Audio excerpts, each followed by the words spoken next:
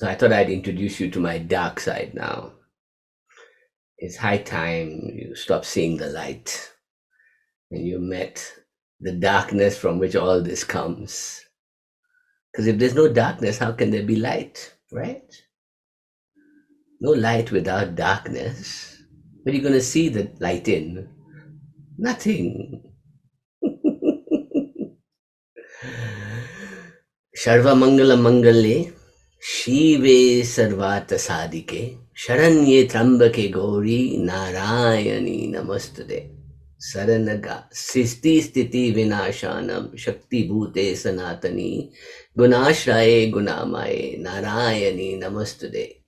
Saranagata Dinatam, Paritrana Parayane, Sarvasyarti Hare Devi, Narayani Namastude, Narayani Namastude, Narayani Namastude.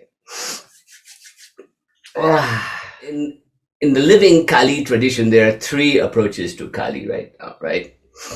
One is through Durga Chandi, which is that the Parvati comes to fix us, right? Our egos and our asuras, and she unleashes from her third eye the Kalis that come and do all kinds of mayhem in the world, right? That's the normal Hindu approach to Kali, right? And then she has destroyed everything, then you worship her and you say to Dakshina Kali or to Bhadra Kali or to one of the sweetie pie Kalis that please look after everything, ma, and you do puja and everything's good. That's the nice Kali. That's the good Kali, right? Then there's the Kashmir Shaivism Kali, which is called Krama, which is Kundalini, Kubjika, which is much more fierce, much more Kala Bhairavi, It's like power, Kundalini. And that path is called the Krama path, the 12 Kalis, right? And it's those also involve the same Kalis, Rakta Bija and all are there, but it's a much more about withdrawing into the void, right? And we'll look at that at a later time. And the third aspect of Kali is what we call the Maha Kali path, right? Which is the Dash Mahavidyas. And today I'll do an overview and then we'll do one Dash Mahavidya each class for the next few classes, right? Because once you've understood where I'm going with this and where my own psyche is going, it will also transform all the stuff we've been doing, right? Because we've been preparing for this. We've been preparing for, as Alex will tell you, the object, what's it called? The transpersonal object at the end of time. We are going towards her. We're going towards her. So before I start, I want to ask you all a question, which is that what do you think is the difference between mind and ego? Okay? So let's look at that. Mind, i.e., this stupid thing, and ego, that stupid thing. The other one down there in the heart, right? We're continuously torn between what the brain is telling us to do and what the heart is telling us to do, correct?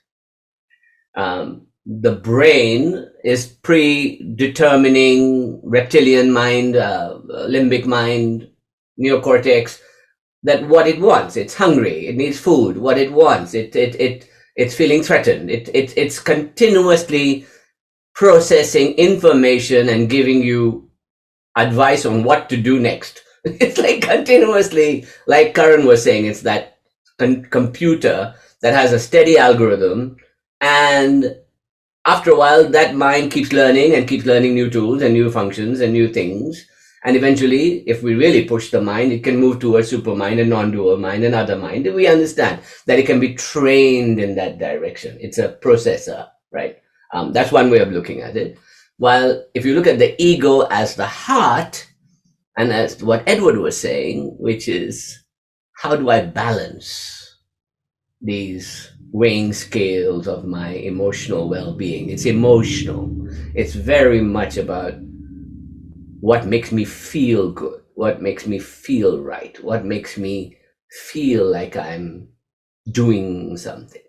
So when you look at it from the goddess point of view, right, it divides between the Chandi part and the Kali part, or the Shri part and the Kali part, right?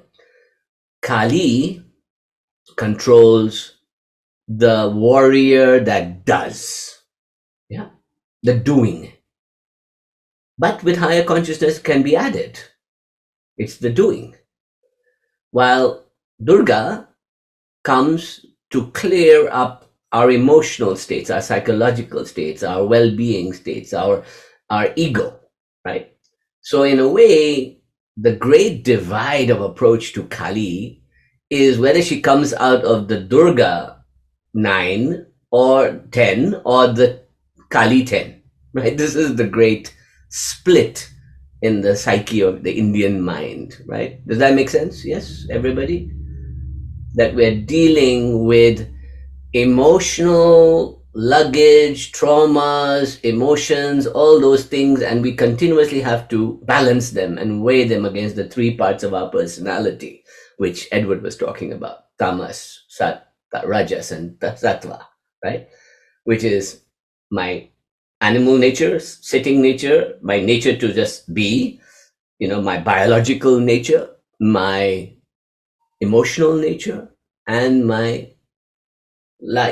higher intellect, higher mind nature, right?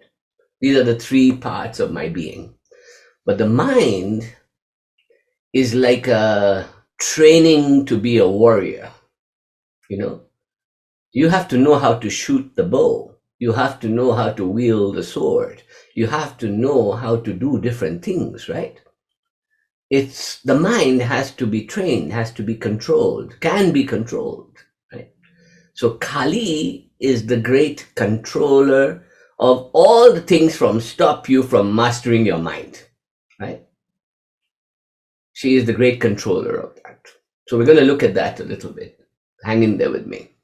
So when we look at how we see the world, what in Hinduism they call it nama rupa, this world of name and form, right? Form and name, right? Everything has some kind of form and everything has a name, and we are caught in a world of name and form, and that is called samsara. That means we are perpetually working with a world that is feeding our senses, right? Yes. And so the sensory world, the samsara, these cycles of life and birth and death and clinging and hoping and carrying on is a wheel. So this is the symbol of the samsara, which is called the swastika, right? Of course, the Nazis took it and ruined it, but this is the swastika. It means the ever-turning wheel of life. So if you think of the swastika, it is like it's all the directions swirling round and round and round and round. And if you capture one moment, it's like a freeze frame of a swirling geometry that seems to be swirling in this direction, right? It's swirling round and round and round. So a swastika is the symbol of samsara, of this world we live in. And the two ends of the spectrum, like we see in Choudhury, which starts with the black outside and the red and then goes into the dark in the middle, is samsara on one end, this illusory world I live in, the perfect golden egg, and the nirvana, the extinguishing of all realities at the end of the spectrum. Yes? So just imagine, one end is samsara, the other is nirvana. Nirvana means extinguishing the flame. So if this is the jyoti of all that beauty, poof, it's gone. Nirvana. And I dissolve into the cosmic beautiful dissolution.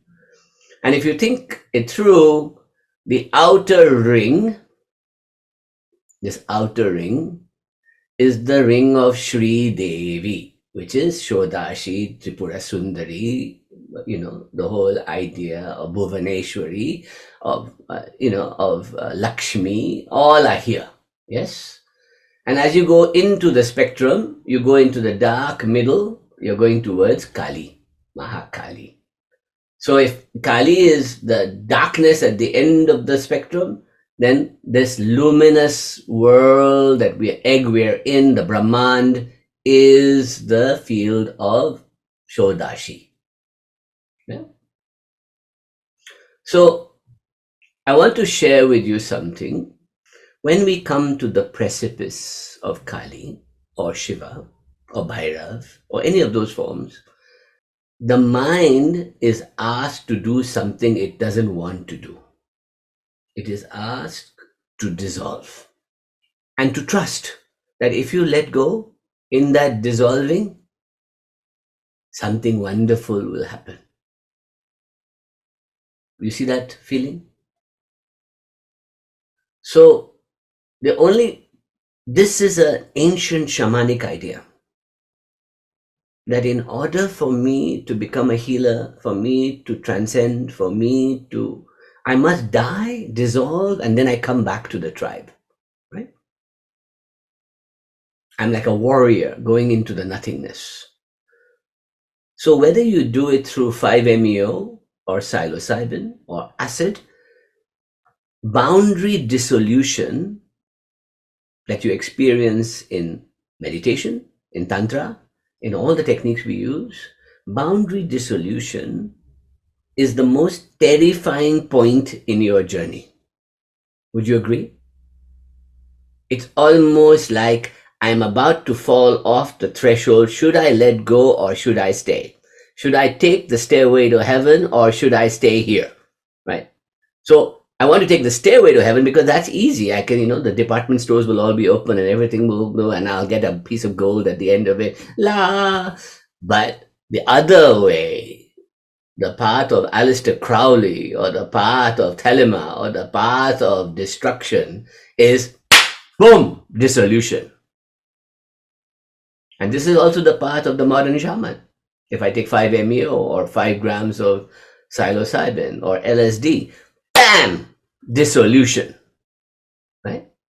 So I want to show you a little video. It's only 4 minutes long of Terence McKenna describing what he called the transpersonal object at the end of time.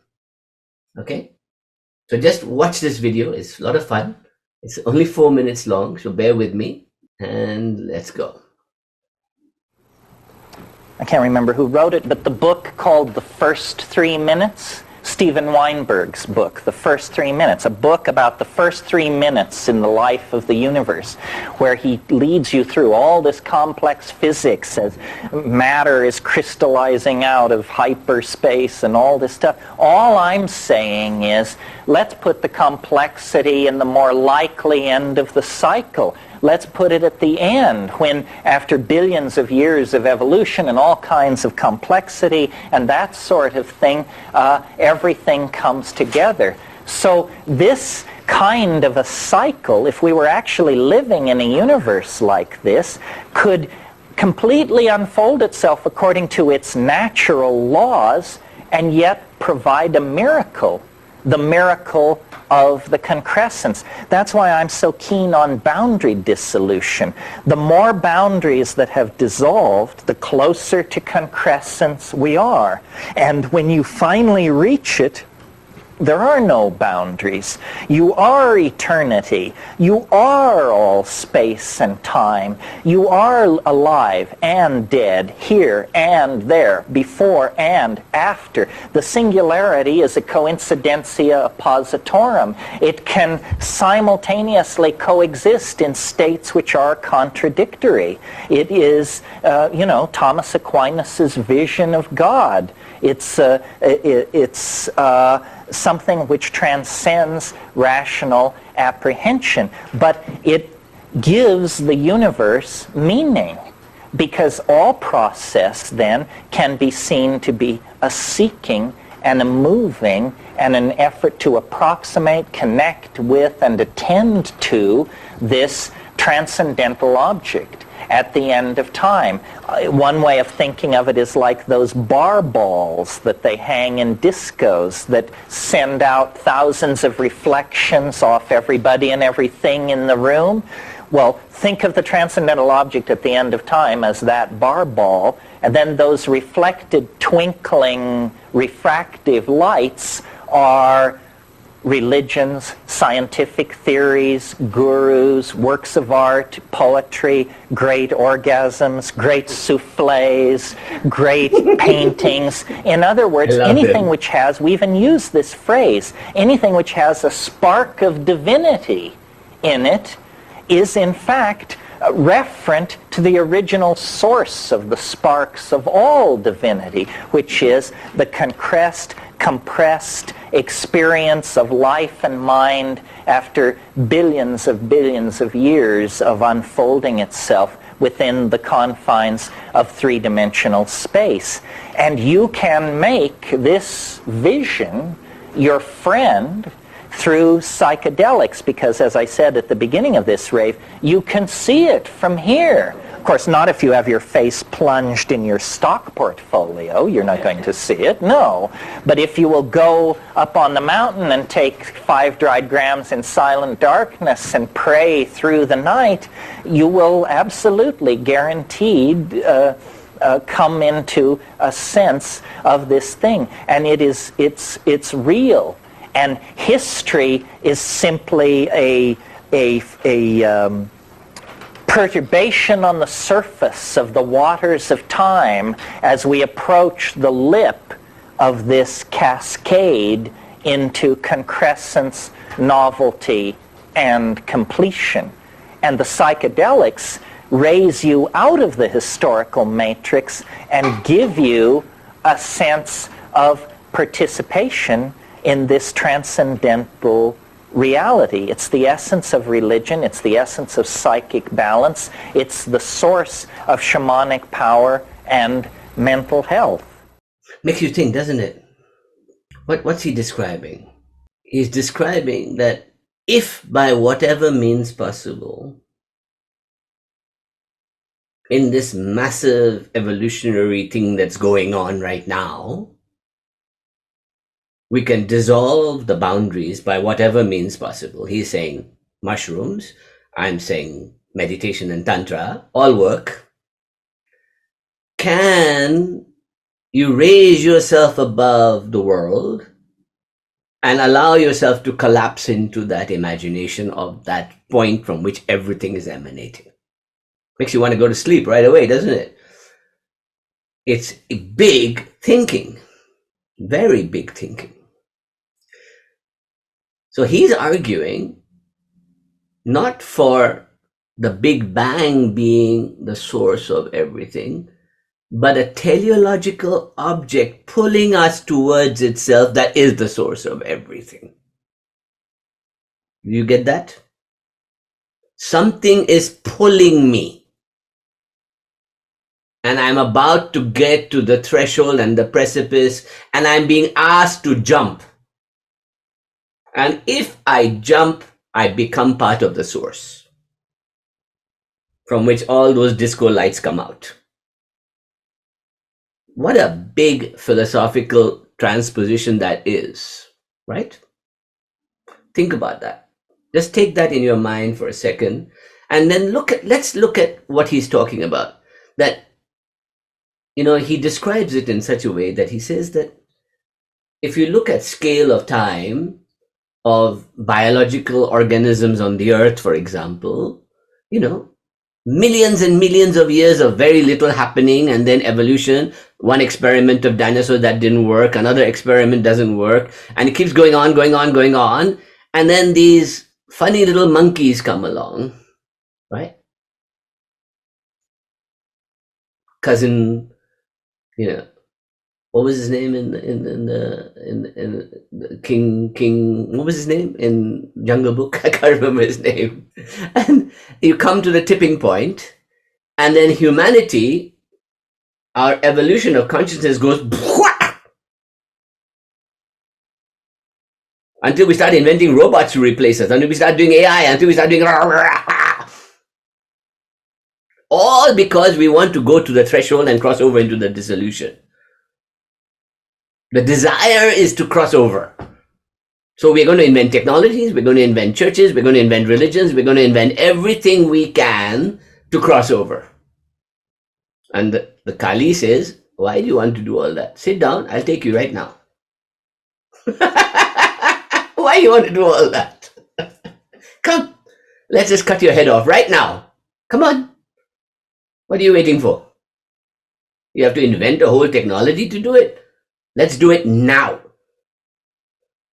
This is the big question we are facing with Maha Kali, right? So let's just continue with this thinking. So when we look around the world, there's a reason the Indians call this the Kali Yuga. It's supposed to be the age of heightened humanity. There are more people now on earth than have ever been. There are more minds fantasizing and going crazy and trying to fight each other and destroy each other and the planet all the time. Though nature is showing us things, we are showing us things, it's like non-stop, right? And it really does feel like it's amplifying to such a crescendo right now, no matter how we feel about it. Even when you watch Oppenheimer, you feel it starting then, but we're actually living in that chaos right now, of information and madness all around us. And then and what do? We try and avoid it, right? And we invent new ways of avoiding it. We go into technology, we go into social media, we go into becoming cyborgs, we go into expanding, all in desperate efforts to expand our consciousness beyond this limited human mind. We're desperately trying to go from ego is pushing the mind to become supermind right now. So Elon Musk's great dream is to make supermind. We want to go and become cyborgs. We want to become this amazing, we want to live in virtual reality rather than reality, because reality kind of sucks right now. Even though if you look, you'll see beauty everywhere, but you don't want to look. You'd rather invent it. Children aren't looking around, they're looking at their gadgets now. The average time spent by a 12-year-old to an 18-year-old is 3 to 5 hours per day on a device right now. That's a lot of time on a device. And that's not computer time at school learning. That's just device time. TikTok, ideas, videos, whatever, right? So I want to share this idea. This is my big thesis, which follows on from Terence Mckenna's thinking, right? And this is going to define how I approach Kali with you over the next few months. Is that we are approaching the end of time. The Kali Yuga is here. And then the cycle begins again. Let's assume, let's take an assumption that is a philosophical truth in some way. We're crescendoing into a vast complexity from which a threshold will occur and we'll all collapse into a singularity. Okay, let's say we're going for that right now. The reality is that it's not going to happen in one moment in history. It's going to happen individual by individual into dissolution. Whether it happens to you now or it happens to you in a few hundred years, it's going to happen. What he called concrescence. Concrescence means everything is squeezing into instead of a big bang, we're going to a big point. We're collapsing into a big point. That's what's happening. That's concrescence. That's what he means. So if the golden age is the age of Shodashi, is the age of the golden mother's emanation, right? They consider this to be 4,320,000 years. And the goddesses there are Tripura Sundari, Bhuvaneshwari, Kamla, and Matangi. Okay? Then we go further, and the next yuga, according to the Indian philosophical mathematics, is 2,940 million years ago, 2,940,000 years ago, where we get to the next level of Treta Yuga, where it's a kind of iron age and we are beginning to collapse. We're beginning to form human societies. We're beginning to form, animals are forming groups and clusters of mammals are forming. Things are forming. And we get Bhairavi, Chinnamasta, Dhumavati and Baglamukhi. Okay? Then we come to the Dwapara Yuga, which was the last phase of the evolution of animals and beings. And the one that guides us during that period is Tara. And then at the end, we've entered the Kali Yuga, which is 432 years, where this complexity is forming, right? Doesn't this feel like your brain right now? Fried in 10 million directions. What happens is we are collapsing into a concrescence, what Terence Mckenna called the concrescence. And for us, we say Maha Kali awaits there in the Telas, pulling us towards her. Does everybody understand this logic? Yes. It starts with the golden mother and ends in the pure void. We're going towards the pure void. So when you dissolve, this is from the Markandeya Purana. It describes Maha Kali, right? The great destroyer of time and the blackness. All this Brahmand, O king, is pervaded by her, who is Maha Kali, Mahakala, and who has the nature of the great destroying goddess. She indeed is Mahamari. At the fated time, she indeed is creation, the unborn. She indeed eternal gives stability to created beings at their fated time. She indeed is Lakshmi, bestowing prosperity on the houses of men while she abides with them. And she indeed, when she is absent, becomes the goddess of fortune unto their destruction. When hymned and worshipped with flowers and with incense, perfumes, and other offerings, she bestows wealth and sons and a mind brilliant in righteousness. But then just as easily, she'll take it all away. Boop, gone. So Lakshmi, that aspect of Kali, is seen as fleeting. Just for a few days you will have a good time. And then, hello, come back to me. We collapse again into the void. Now, the Indian philosophical tradition was giving us a very deep secret. Why fear death? It's coming. Death is the only certainty coming. Death is coming. Right? If I know death is coming, let my psyche and my being die now. And in that death, I overcome the fear of death, so I am alive. More alive than I've ever been in my life. That is the mental dilemma we face with a force like Kali, which is that how can she be total sort of unattached destruction, but at the same time the divine mother who loves me, right? And but also loves every other thing in this universe.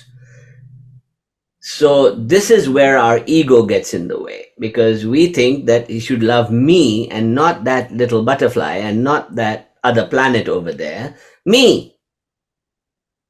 But she loves me and all of them equally.